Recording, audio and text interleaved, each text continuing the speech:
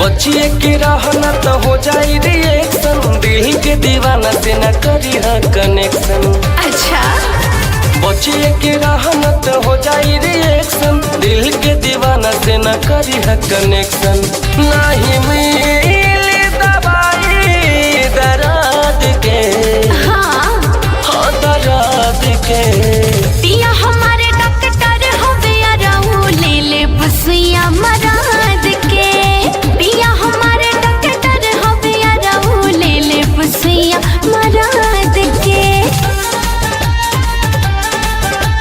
ले ले बसिया मराद के।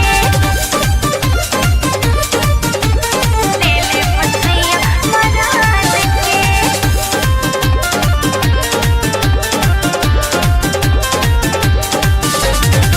बड़ू महीने अभी बढ़ जाई खतरा, खोल के देखा वजनी भर से पतरा। ता तोहार काहे छाती फाटता?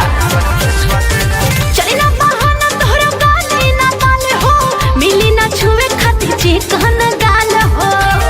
भच भच बोला जानिए हो किरकिरी, कही दिन माने देखा सटिए के भीरी।